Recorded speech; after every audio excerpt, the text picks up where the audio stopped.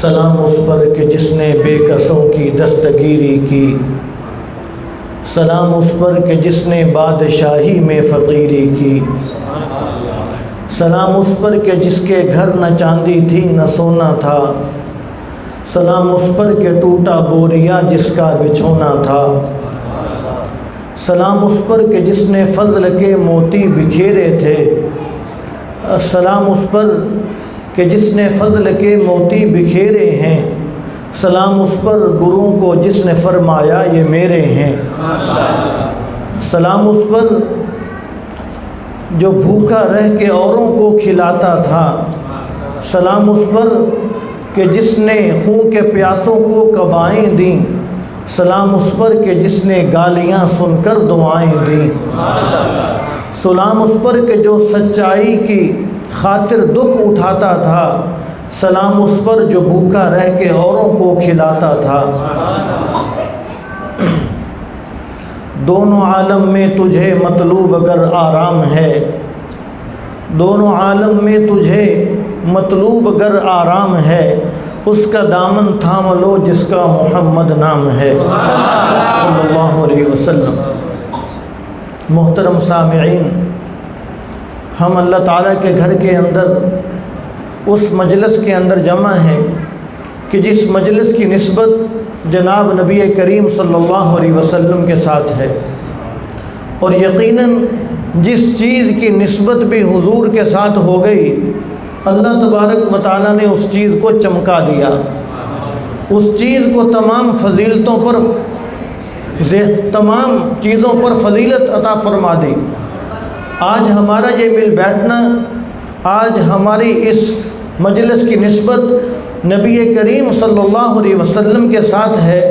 تو اگرچہ یہ مجلس چھوٹی ہو، اگرچہ یہ محفل چھوٹی ہو، لیکن اللہ تبارک و تعالیٰ کے ہاں اس کا مقام بہت بڑا ہے۔ جس طرح بیٹی ہوتی ہے، چاہے وہ چھوٹی ہو یا بڑی ہو، ماں باپ کو تمام بیٹیوں سے پیار ہوتا ہے، تو ویسے ہی اللہ تبارک و تعالیٰ کو بھی ہر اس چیز سے پیار ہے کہ جس کی نسبت حضور کے ساتھ ہے۔ تو اللہ تبارک و تعالیٰ ہماری اس حاضری کو قبول فرمائیں۔ اور ربیع الاول کا مہینہ گزرا، اور اس مہینے کو آپ صلی اللہ علیہ وسلم کے ساتھ کئی نسبتیں حاصل ہیں۔ آپ صلی اللہ علیہ وسلم کی ولادت باسعادت ہوئی تو وہ بھی ربیع الاول کے مہینے کے اندر۔ حضور صلی اللہ علیہ وسلم نے اس دنیا سے پردہ فرمایا تو وہ بھی ربیع الاول کے مہینے کے اندر۔ حضور صلی اللہ علیہ وسلم نے اعلان نبوت فرمایا، آپ کی بعثت ہوئی تو وہ بھی ربیع الاول کے مہینے کے اندر۔ اور آپ نے مکہ مکرمہ سے ہجرت کر کے حضور مدینہ منورہ تشریف لائے، تو ہجرت جب ختم ہوئی، جب حضور مدینہ منورہ میں داخل ہوئے تو وہ بھی ربیع الاول کا مہینہ تھا۔ گویا کہ ربیع الاول کے مہینے کو حضور صلی اللہ علیہ وسلم کے ساتھ بڑی نسبتیں حاصل ہیں، اس لیے اس مہینے کے اندر آپ صلی اللہ علیہ وسلم کے تذکرے بہت زیادہ کیے جاتے ہیں، اور سب سے زیادہ حضور کی آمد کا تذکرہ کیا جاتا ہے، اس لیے کہ کائنات کے اندر اس سے بڑی خوشی کوئی نہیں تھی کہ حضور صلی اللہ علیہ وسلم دنیا کے اندر تشریف لائے۔ اور اس کے بعد پھر اگلی خوشی کون سی تھی کہ جب حضور مدینہ منورہ تشریف لائے۔ مدینہ منورہ کے لوگ کہتے ہیں کہ جب حضور مکہ مکرمہ سے مدینہ منورہ ہجرت کر کے تشریف لائے تو جب ہم نے حضور کا دیدار کیا، ہمیں یہ پتہ چلا کہ حضور مکہ مکرمہ سے ہجرت کر کے ہمارے پاس تشریف لا رہے ہیں، حضور ہمارے پاس آ کر زندگی گزاریں گے، تو اس دن ہماری خوشی کی انتہا نہیں تھی۔ اس سے زیادہ خوش ہم نے اپنے آپ کو، علاقے والوں کو کبھی نہیں دیکھا۔ تو معلوم ہوا کہ حضور صلی اللہ علیہ وسلم دنیا کے اندر تشریف لاتے ہیں تو پوری دنیا والوں کے لیے یہ خوشی کا مقام ہے کہ حضور صلی اللہ علیہ وسلم تشریف لے آئے، اور آپ صلی اللہ علیہ وسلم مدینہ منورہ تشریف لاتے ہیں ہجرت کر کے، تو مدینہ منورہ والوں کے لیے یہ خوشی کا مقام ہے۔ اور آپ صلی اللہ علیہ وسلم کو اللہ تبارک و تعالیٰ نے دنیا کے اندر بھیجا، فرمایا کہ وما ارسلناک الا رحمۃ للعالمین، فرمایا کہ اے حضور ہم نے آپ کو تمام جہانوں کے لیے رحمت بنا کر بھیجا۔ حضور صلی اللہ علیہ وسلم ابھی دنیا کے اندر تشریف نہیں لائے تھے، حضور کی رحمت کا ظہور پہلے سے ہی شروع ہو گیا، حضور کے انوارات و برکات کا ظہور پہلے سے ہی شروع ہو گیا۔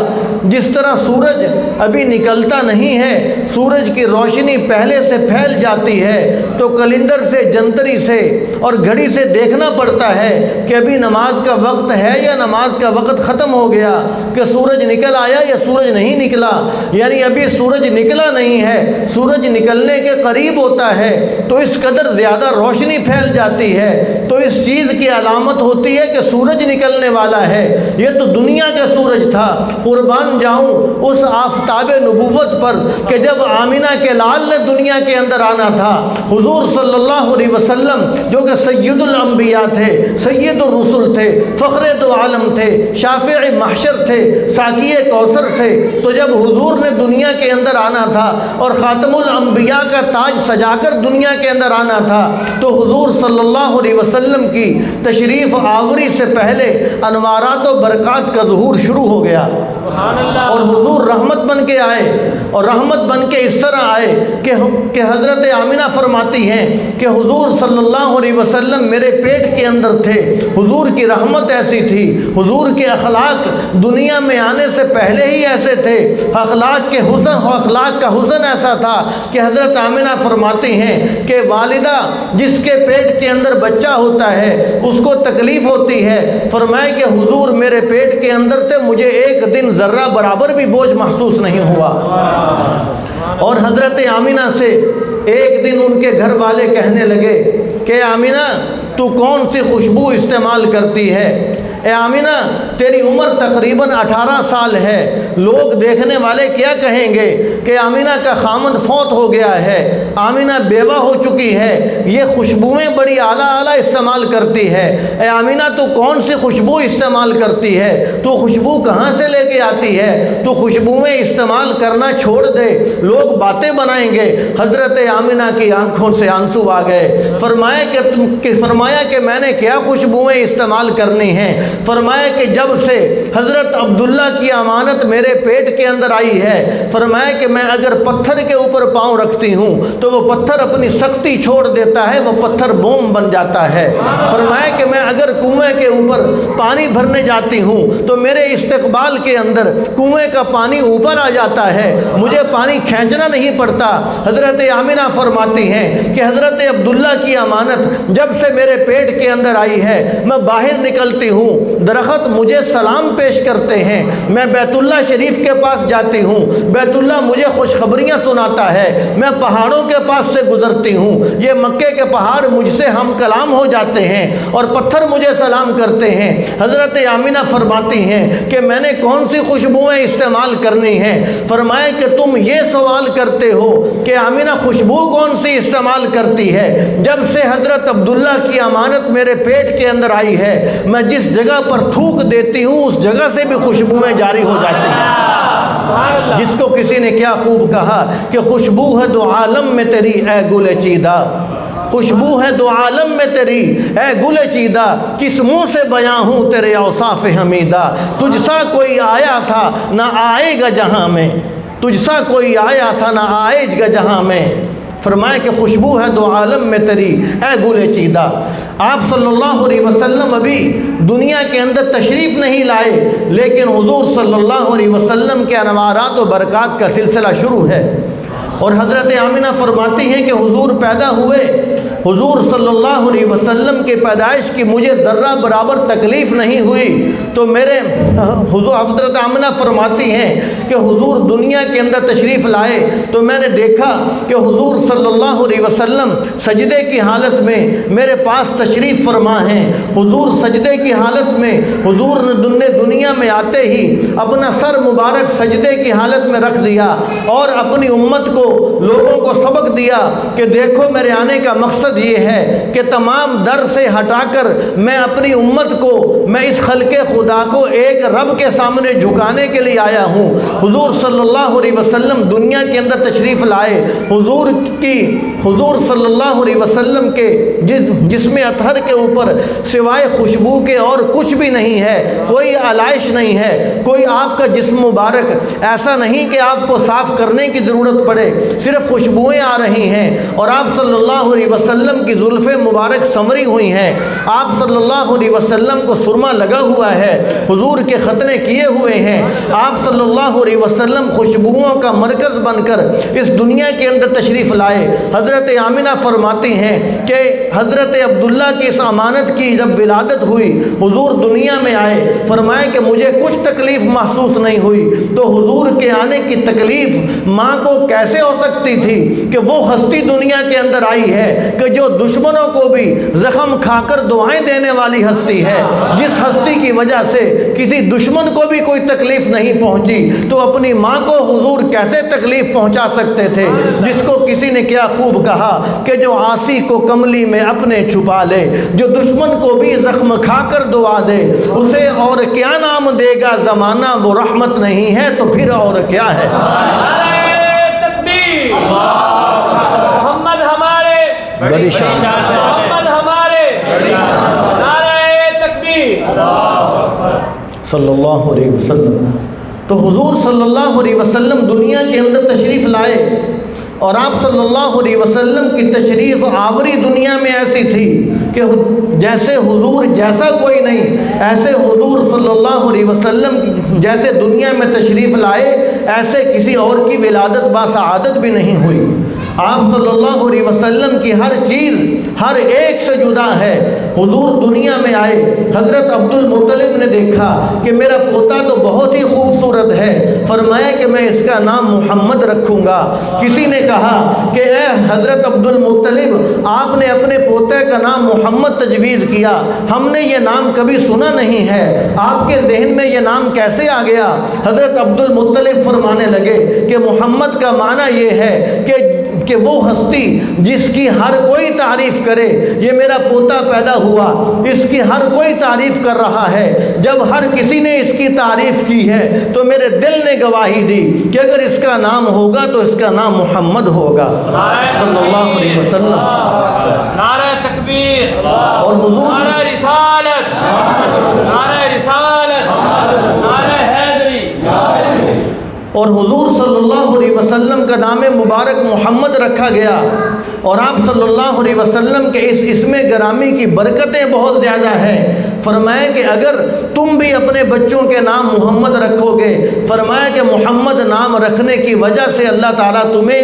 और उस बच्चे को जन्नत के अंदर पहुंचाएंगे, इसलिए कि उसका नाम हुजूर सल्लल्लाहु अलैहि वसल्लम के नाम से मिलता है। हुजूर का नाम मोहम्मद भी है, हुजूर का नाम अहमद भी है। और अहमद का माना ये कि वो हस्ती के जो अल्लाह ताला की सबसे ज़्यादा तारीफ़ करने वाली हो।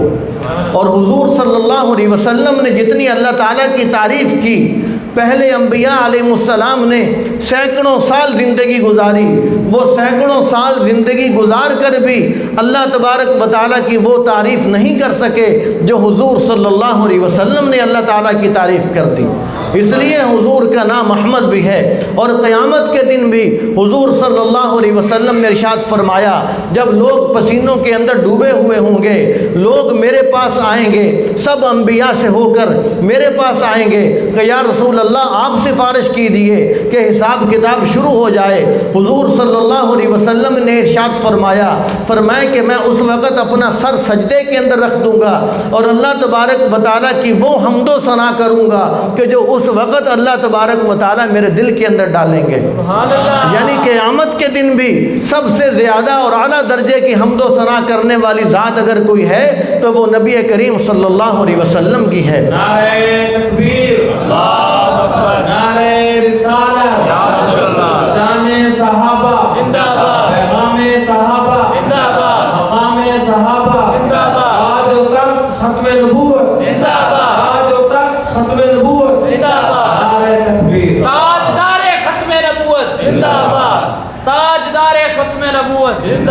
تو اس لیے حضور صلی اللہ علیہ وسلم کا نام مبارک محمد رکھا گیا۔ تو ہمیں بھی چاہیے کہ ہم بھی اس بات کی کوشش کریں کہ ہم بھی اپنے بچوں کے نام حضور صلی اللہ علیہ وسلم کے نام پر رکھیں، اس لیے کہ حضور صلی اللہ علیہ وسلم کا نام مبارک اس قدر برکت والا ہے کہ صحابہ کرام نے بھی اپنے بچوں کا نام محمد رکھا۔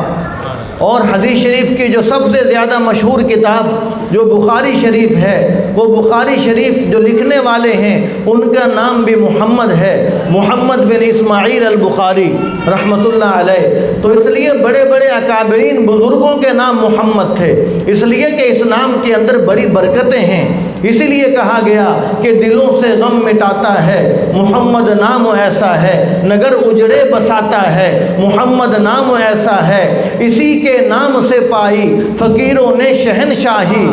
اسی کے نام سے پائی فقیروں نے شہنشاہی، خدا سے بھی ملاتا ہے محمد نام ایسا ہے، اسی کے نام سے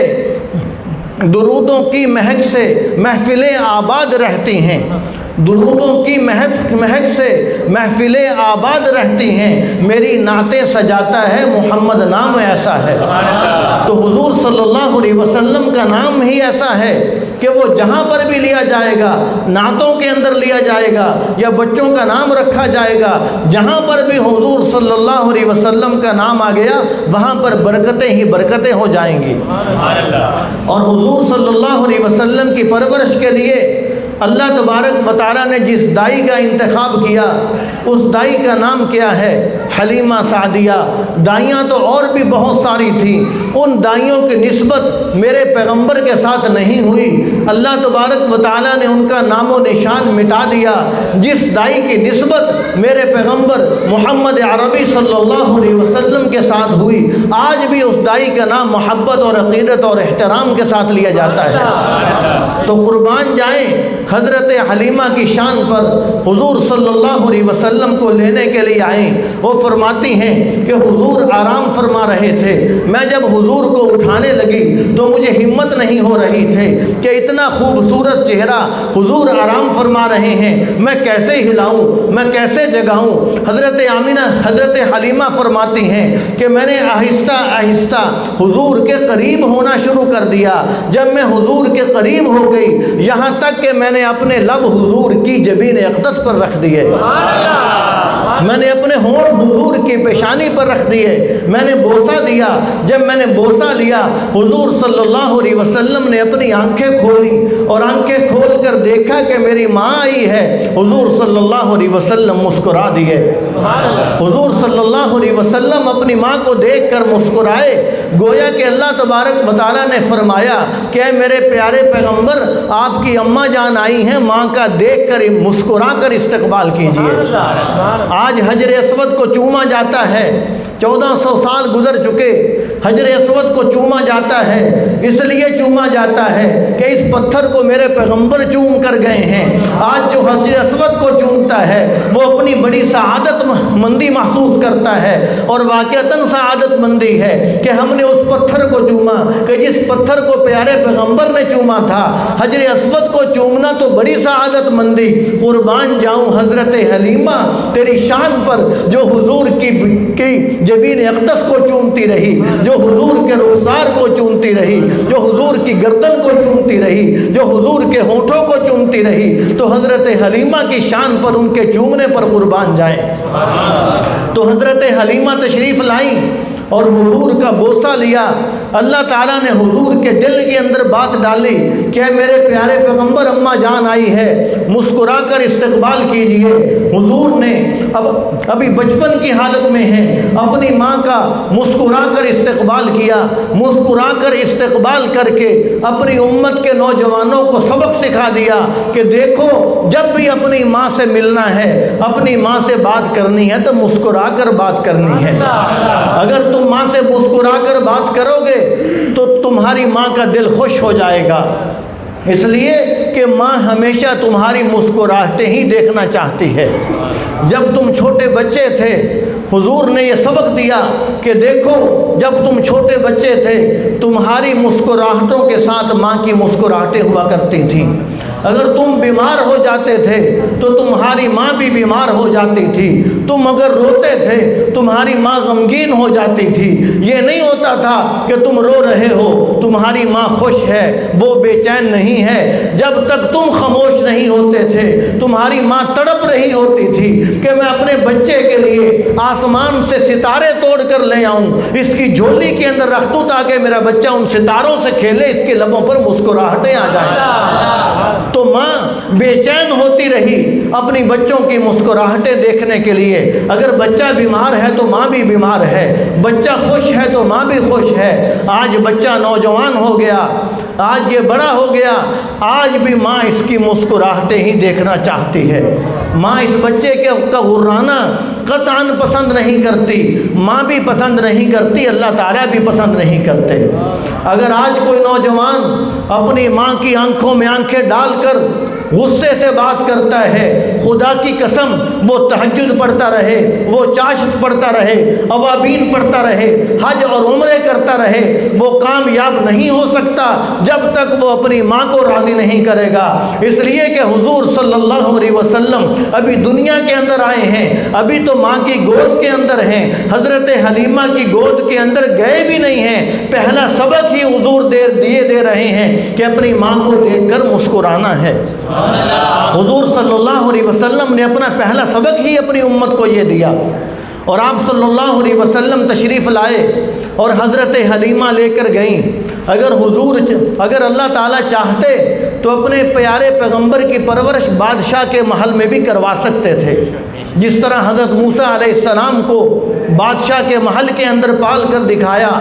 اللہ تبارک و تعالیٰ اس بات پر قدرت رکھتے تھے، لیکن اللہ تبارک و تعالیٰ نے اس دائی کا انتخاب کیا جس کی سواری بھی لاغر ہے، کمزور ہے، جس کے گھر بکریاں بھی کمزور ہیں، جس کی بکری دودھ دینے والی بھی نہیں ہے، جس کے گھر میں کچھ بھی نہیں ہے۔ اس لیے کہ اگر اللہ تبارک و تعالیٰ بادشاہ کے محلات کے اندر اپنے پیارے پیغمبر کو دیکھتے تو حضور کی برکتیں لوگوں کو سمجھ نہ آتی، لوگ کہتے کہ یہاں تو پہلے ہی بہت کچھ تھا، حضور کے آنے سے کیا آیا؟ اللہ تبارک و تعالیٰ نے ایک غریب عورت کے گھر کے اندر حضور کو بھیجا کہ دنیا والوں دیکھ لو، یہاں پر جو بکری تھی اس کے تھنوں میں تو دودھ بھی نہیں تھا، آج سارے برتن دودھ سے بھرے ہوئے ہیں، آج محلے کے اندر دودھ بانٹا جا رہا ہے۔ یہ ساری خیرات، یہ ساری اگر برکات ہیں تو حضور صلی اللہ علیہ وسلم کی برکت ہے۔ اللہ تبارک و تعالیٰ نے حضور صلی اللہ علیہ وسلم کی پرورش کے لیے اس دائی کا انتخاب کیا کہ جو حلیمہ ہے، جو حلم والی ہے، جو بردبار ہے، جو حوصلے والی ہے، جو صبر والی ہے، جو تحمل والی ہے۔ اللہ تعالیٰ نے چاہا، قدرت کی یہ مشیت تھی کہ میرے پیارے پیغمبر کی پرورش وہ عورت کرے گی کہ جس میں صبر بھی ہوگا، جس میں حوصلہ بھی ہوگا، جو بردبار ہوگی، تاکہ کوئی عورت میرے پیغمبر کو غصے کے اندر آ کر ڈانٹے نہیں، میرے پیغمبر کو غصے میں آ کر کوئی ماں تھپڑ نہ مار دے۔ اس لیے اللہ تبارک و تعالیٰ نے اس عورت کا انتخاب کیا کہ جو حلم والی ہے، جو حلیمہ ہے، جو حوصلے والی ہے، تدبر والی ہے، صبر والی ہے، جو پیار کرنے والی ہے۔ اللہ تبارک و تعالیٰ نے اس دائی کا انتخاب کیا۔ تو آپ صلی اللہ علیہ وسلم کو اللہ تبارک و تعالیٰ نے جو بھی چیز عطا فرمائی، اعلیٰ عطا فرمائی۔ اگر آپ صلی اللہ علیہ وسلم کے حسن و جمال کو دیکھا جائے تو حضرت آمینہ نے کہا، حضرت حلیمہ نے کہا، حضرت عبد المطلب نے کہا کہ ہم نے اس جیسا خوبصورت بچہ کہیں نہیں دیکھا۔ تو جبرائیل علیہ السلام نے بھی اللہ تبارک و تعالیٰ سے اجازت مانگی کہ یا رب العالمین، حضور صلی اللہ علیہ وسلم کی شان بیان ہو رہی ہے، میں بھی جانا چاہتا ہوں اس شان، حضور کی شان کی محفل کے اندر میں بھی حاضری لگوانا چاہتا ہوں۔ دیکھو آمینہ نے بھی بڑی پیاری شان بیان کی، حلیمہ نے بھی بڑی پیاری شان بیان کی، عبد المطلب نے بھی بڑی پیاری شان بیان کی۔ جو بھی آتا ہے حضور کی شان بیان کر کے چلا جاتا ہے۔ جبرائیل نے بھی اجازت مانگی کہ یا اللہ میں بھی جا کر حضور کی اس محفل کے اندر اپنا حصہ ڈالنا چاہتا ہوں۔ جبرائیل علیہ السلام تشریف لائے اور آ کر کیا کہا، جس کا ترجمہ کسی نے فارسی کے اندر کیا کہ آفاقہا گردیدام مہرے پتاں ورزیدام بسیار خوباں دیدام لیکن تو چیزیں دیگری۔ فرمایا کہ یا جبرائیل فرمانے لگے، فرمایا کہ اے لوگو تم نے تو صرف دنیا دیکھی ہوگی، مجھ سے پوچھو کہ جس نے مشرق مغرب دیکھا ہے، جس نے شمال جنوب دیکھا ہے، جس نے جنت دیکھی ہے، جس نے جنت کی حوریں دیکھی ہیں، جنت کے غلمان دیکھے ہیں، اللہ تبارک و تعالیٰ کی قدرت کے شاہکار میں نے دیکھے ہیں، میں نے اللہ تبارک و تعالیٰ کی قدرت کے بڑے بڑے نظارے کیے، میں نے کہیں اس جیسا حسین بچہ نہیں دیکھا، تم دنیا میں کہاں دیکھ لیتے؟ تو اللہ تبارک و تعالیٰ نے فرمایا کہ جبرائیل تو نے اپنے پیغمبر کی، تو نے میرے پیغمبر کی شان بیان کی، تو ان کو میری طرف سے بھی بتلا دو کہ اے میرے بندو، اے جبرائیل، اے فرشتو، تم اس جیسے خوبصورت کیسے دیکھ لیتے؟ میں نے اس سے بڑھ کر حسین کسی کو پیدا ہی نہیں کیا۔ جس کو حضرت حسان بن ثابت رضی اللہ تعالیٰ عنہ نے فرمایا کہ وَأَحْسَنَ مِنْكَ لَمْ تَرَ قَطُّ عَيْنِي وَأَجْمَلَ مِنْكَ لَمْ تَلِدِ النِّسَاءُ خُلِقْتَ مُبَرَّأً مِنْ كُلِّ عَيْبٍ كَأَنَّكَ قَدْ خُلِقْتَ كَمَا تَشَاءُ۔ حضرت حسان بن ثابت رضی اللہ تعالیٰ عنہ وہ شخصیت ہیں کو جو حضور کی شان بیان کیا کرتے تھے، نعت خواں تھے۔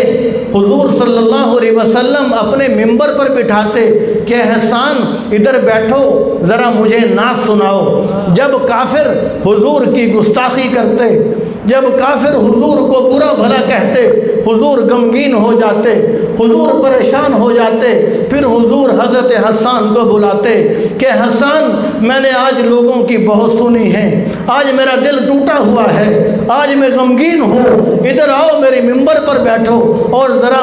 مجھے میری نعتیں سناؤ۔ حضرت حسان قربان جائیں تیرے ایک ایک لفظ پر کہ تو وہ شاعر ہے، تو وہ جو نعت خواں ہے کہ جو حضور صلی اللہ علیہ وسلم کو دیکھ کر نعتیں سنایا کرتا تھا۔ اور حضور صلی اللہ علیہ وسلم نے حضرت حسان سے نعت سنی اور خوش ہو کر اپنی کملی مبارک حضرت حسان کو ہدیے کے اندر دے دی۔ حضور صلی اللہ علیہ وسلم نے خوش ہو کر، آج لوگ اعتراض کرتے ہیں کہ نعت خان کو پیسے دیے گئے، ٹھیک ہے نعت خان کو ڈیمانڈ نہیں کرنی چاہیے، حضرت حسان نے ڈیمانڈ نہیں کی تھی کہ مجھے اتنے پیسے دو گے تو میں نعت سناؤں گا، اتنے پیسے میں پہلے ایڈوانس میں جمع کراؤ پھر میں نعت سناؤں گا۔ حضرت حسان نے ڈیمانڈ نہیں کی تھی، ان کا مطالبہ نہیں تھا، لیکن حضور نے خوش ہو کر اپنی کملی مبارک حضرت حسان کو ہدیے میں دی۔ تو اس سے ہمیں یہ سبق ملا کہ دنیا کے نعت خوانوں کو چاہیے کہ وہ ڈیمانڈ نہ کریں، اپنی سعادت سمجھیں کہ ہمیں حضور صلی اللہ علیہ وسلم کی شان بیان کرنے کا موقع ملا اور ہم حضور کی شان بیان کرتے ہیں، لوگوں کا ایمان تازہ ہوتا ہے، لوگوں کے دل میں عشق رسول پیدا ہوتا ہے، لوگوں کے دل میں عشق رسول پیدا ہوتا ہے، لوگوں کو سبحان اللہ ماشاءاللہ الحمدللہ یہ اچھے اچھے کلمات بولنے کا موقع ملتا ہے۔ نعت خوانوں کو یہ شکر ادا کرنا چاہیے، اور جب نعت خان ڈیمانڈ نہیں کرے گا، کوئی اپنی مرضی سے 1,00,000 روپے بھی نعت خان کو دے دے تو وہ یہ نہ سمجھے کہ میں نے شعر کا حق ادا کر دیا، اس لیے کہ نعت خان کو حضور نے اپنی کملی دی ہے، حضور سے کملی، حضور کی کملی سے قیمتی اور چیز دنیا کے اندر کوئی نہیں ہے۔ لیکن شرط وہی ہے کہ حضرت حسان نے ڈیمانڈ نہیں کی تھی، حضرت حسان کا مطالبہ نہیں تھا، حضور نے خود خوش ہو کر کوئی جو مرضی دے دے، لیکن جو ڈیمانڈ کرے گا وہ نعت خواں نہیں، وہ بزنس مین ہے۔ تو اس لیے ہمیں نعت خوانی کرنی چاہیے، جس طرح الحمدللہ یہاں پر بھی میں کسی شخص کے بارے میں نہیں کہہ رہا، الحمدللہ اکثر ہمارے دوست نعت خوانی کرتے ہیں، تو اگر کوئی ہو تو ویسے ضمناً بات آ گئی تو میں نے عرض کر دی۔ تو عرض کرنے کا مقصد یہ کہ حضرت حسان رضی اللہ تعالی عنہ وہ خوش نصیب شاعر ہیں جو حضور صلی اللہ علیہ وسلم کے سامنے شاعری کیے کرتے تھے، اور آپ صلی اللہ علیہ وسلم کی پرورش کے لیے حضرت شیمہ جو حضور صلی اللہ علیہ وسلم کی رضائی بہن ہیں، جو حضرت حلیمہ کی بیٹی ہیں، وہ حضور صلی اللہ علیہ وسلم سے پیار کیا کرتی تھیں، اور حضور صلی اللہ علیہ وسلم کو بکریاں چرانے اپنے ساتھ لے کر جاتی تھیں۔ اپنے بھائی کو اٹھا کر ساتھ لے جاتی۔ حضرت حلیمہ کہنے لگیں کہ اے شیمہ، تم اس پیارے محمد صلی اللہ علیہ وسلم کو ساتھ لے جاتی ہو، اتنا خوبصورت بچہ ہے، ہمیں احتیاط کرنی چاہیے، اس بچے کو زیادہ باہر نہ گھمایا پھرایا کرو، ہم نے جن سے لیا ہے ان کو واپس بھی کرنا ہے، خدا نخواستہ اگر اس بچے کو ہو گیا تو کچھ ہو گیا، ہم کیا جواب دیں گے؟ تو حضرت شیمہ فرماتی ہیں کہ اماں جان، جب میرا بھائی محمد میرے ساتھ جاتا ہے بکریاں چرانے کے لیے تو مجھے کچھ مشکل پیش نہیں آتی، تھوڑی دیر کے اندر ہی بکریاں چارہ چر کے میرے اس بھائی کے ارد گرد جمع ہو جاتی ہیں، بکریاں بھی اس کو تکتی رہتی ہیں، میں بھی اس کو تکتی رہتی ہوں۔ اور حضرت شیمہ فرماتی ہیں کہ جب میں اپنے اس پیارے لاڈلے بھائی کو ساتھ لے کر جاتی ہوں تو مجھے دھوپ کے اندر نہیں پھرنا پڑتا، جہاں جہاں یہ بھائی میرے ساتھ جاتا ہے بادل بھی میرے ساتھ ساتھ چلتے ہیں، بادلوں کا سایہ مجھے میسر ہوتا ہے، لہذا مجھے منع نہ کیجیے۔ حضرت شیمہ حضور کی رضائی بہن حضرت حلیمہ کی بیٹی حضور کو لوری دیتی کہ ربنا ابقِ لنا محمدا، ربنا ابقِ لنا محمدا، کہ ہمارے رب ہمارے اس بھائی کو باقی رکھ، ہمارے اس بھائی کو باقی رکھ۔ کیوں لوری دیتی اور ساتھ یہ دعا مانگتی کہ میرے اس بھائی کو باقی رکھ تاکہ میرا بھائی اتنا خوبصورت ہے، میں اس کی جوانی کو بھی دیکھوں، میں اس کے بڑھاپے کو بھی دیکھوں، میں اس کی شان و شوکت کے دیکھوں، میں اس کے حسن و جمال کو دیکھوں، میں اس کے یاروں کو دیکھوں، میں اس کے تذکرے سنوں کہ میرے بھائی کے اب اتنے تذکرے ہوتے ہیں، جب بھائی بڑا ہوگا تو کیا ہوگا۔ اس لیے کہ ایک بہن جب اپنی بھائی کے کمال کو دیکھتی ہے تو وہ بہن خوش ہو جاتی ہے۔ ہر بہن یہی چاہتی ہے کہ میرے بھائی کے چرچے باہر لوگوں میں ہونے چاہیے، بہن اپنے بھائی کو اچھے لفظوں میں اس کے بھائی کو یاد کیا جائے، بہن یہ سننا چاہتی ہے۔ تو وقت گزرتا گیا، غزوہ حنین ہوا اور غزوہ حنین کے اندر 6000 قیدی تقریباً قید ہو کر حضور صلی اللہ علیہ وسلم کے پاس آ گئے۔ صحابہ کرام 6000 قیدیوں کو لے کر آ گئے۔ اب ان قیدیوں کے اندر حضرت شیمہ بھی تھی جو حضور صلی اللہ علیہ وسلم کو اٹھاتی تھی اور لوری دیا کرتی تھی کہ ربنا ابقِ لنا محمدا۔ اب ان قیدیوں کے اندر جب حضرت شیمہ آئی تو حضور صلی اللہ علیہ وسلم، اب باہر صحابہ ہیں، اب ان کی بہن حضرت شیمہ نے کہا کہ میں تمہارے پیغمبر کی بہن ہوں۔ صحابہ سے کہا،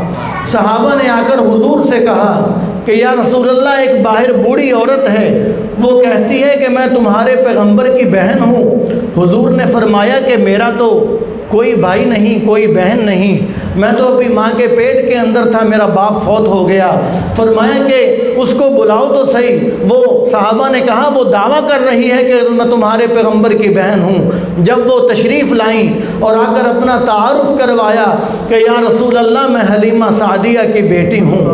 میرا نام شیمہ ہے، میں آپ کو لوری دیا کرتی تھی۔ حضور صلی اللہ علیہ وسلم نے جب یہ سنا کہ میری بہن آئی ہے، حضور صلی اللہ علیہ وسلم نے اپنی کملی مبارک زمین پر بچھا دی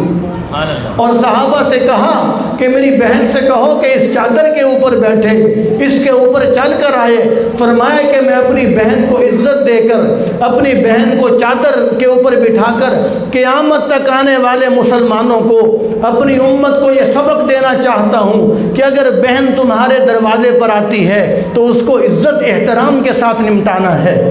اس کی عزت کرنی ہے، اس کا احترام کرنا ہے۔ فرمایا کہ میں قیامت تک آنے والے مسلمانوں کو، اپنی امت کو یہ سبق دینا چاہتا ہوں۔ اور حضور نے اپنی بہن کی قدموں کے نیچے اپنی کملی بچھا دی، وہ یا ایھا المزمل والی چادر بچھا دی، یا ایھا المدثر جس کو قرآن میں اللہ تبارک و تعالیٰ نے کہا، وہ چادر حضور نے زمین پر بچھا کر اپنی بہن کو بٹھایا۔ فرمایا کہ دیکھو میں اپنی بہن کو کیسے عزت دے رہا ہوں۔ فرمایا کہ اگر اپنی امت کو سبق دیا کہ اگر شادی کے بعد تمہاری بہن تمہارے پاس ملنے کے لیے آ جاتی ہے تو اپنے بھائیوں کے پیچھے لگ کر بہن کے سامنے برا منہ نہیں کرنا، اب اپنی بیوی کے پیچھے لگ کر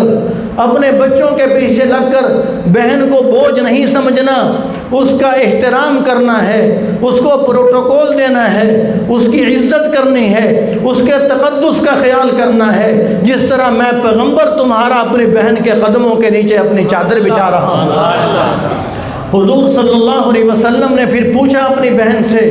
کہ آپ رہنا چاہتی ہو یا جانا چاہتی ہو؟ تو حضرت شیمہ نے فرمایا کہ میں اپنے قبیلے میں واپس جانا چاہتی ہوں، اور حضور نے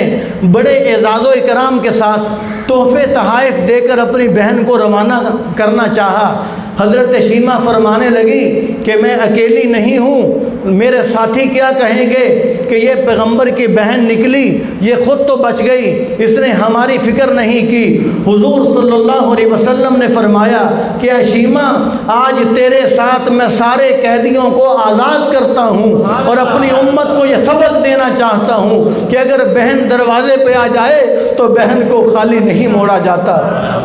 بہن دروازے پہ آ جائے تو بہن کو خالی نہیں موڑا جاتا۔ حضور صلی اللہ علیہ وسلم نے بہن کو احترام دے کر، عزت دے کر، اس کے تقدس کا خیال کر کے حضور صلی اللہ علیہ وسلم نے اپنی امت کو یہ سبق دیا ہے۔ تو حضور صلی اللہ علیہ وسلم رحمت بن کر آئے ہیں اس دنیا کے اندر، تو جو جو حضور صلی اللہ علیہ وسلم کے ساتھ جڑتا گیا وہ حضور کی رحمت میں حصہ پاتا گیا۔ جو جو حضور کے قدموں میں آیا، کوئی ایک بھی ایسا نہیں تھا کہ جو حضور صلی اللہ علیہ وسلم کے در پر آ کر خالی چلا گیا ہو۔ تو اس لیے ہمیں بھی چاہیے کہ حضور صلی اللہ علیہ وسلم کے در اقدس سے جتنی زیادہ سے زیادہ ہو سکے ہم رحمتیں سمیٹیں، ہم رحمتیں حاصل کریں، اور آپ صلی اللہ علیہ وسلم کی رحمتیں اس قدر بے حد و بے انتہا ہیں کہ آج تک کسی نے یہ دعویٰ نہیں کیا کہ میں نے عشق نبی صلی اللہ علیہ وسلم سینے کے اندر بہت زیادہ بھر لیا ہے اور جگہ نہیں ہے، یا اور مجھے چاہیے نہیں۔ ہر ایک نے یہی کہا ہے، ہر ایک نے یہی کہا کہ جو حضرت مولانا احمد صاحب شعر پڑھ رہے تھے کہ ہر ایک نے یہی کہا کہ ہماری عمر تو ختم ہو گئی، ہماری صلاحیت ختم ہو گئی، لیکن حضور صلی اللہ علیہ وسلم کی مد و ثنا ختم نہیں ہوئی۔ تو اس لیے آپ صلی اللہ علیہ وسلم کی ذات ہم پر رحمت بن کر آپ صلی اللہ علیہ وسلم تشریف لائے ہیں، تو ہمیں چاہیے کہ حضور صلی اللہ علیہ وسلم کی رحمت میں سے ہم زیادہ سے زیادہ حصہ حاصل کریں، اور آپ صلی اللہ علیہ وسلم کی ہم کامل اتباع کرنے والے بن جائیں۔ ہمیں اپنی خوشی غمی کے اندر، شادی بیاہ کے اندر، ہمیں لباس کے اندر، اور نائی کی دکان پر جا کر، حجام کے پاس جا کر، کسی بھی دنیا کی جگہ پر جا کر ہمیں مغرب کی طرف نہیں دیکھنا چاہیے، ہمیں گنبد خضراء کی طرف دیکھنا چاہیے۔ ہمیں اس بات پر شکر ادا کرنا چاہیے کہ ہم حضور کے امتی ہیں۔ اللہ تبارک و تعالیٰ نے ہمیں حضور کی امت میں پیدا فرما دیا، ہم نے کوئی درخواست نہیں کی تھی، یہ صرف اللہ تبارک و تعالیٰ کا کرم ہے کہ اللہ تعالیٰ نے ہمیں حضور کی امت کے اندر پیدا فرمایا۔ تو جب ہمیں اس بات پر فخر ہے تو پھر ہم ڈرتے کیوں ہیں؟ پھر ہمیں ڈر کس بات کا ہے؟ ہم پھر پیچھے کیوں ہٹتے ہیں؟ ہم پھر مغرب کی طرف کیوں دیکھتے ہیں؟ ہم یہود و نصارہ کی طرف کیوں دیکھتے ہیں؟ ہم کافروں کی طرف کیوں دیکھتے ہیں؟ نائی کی دکان پر جا کر، حجام کے پاس جا کر، جب ہم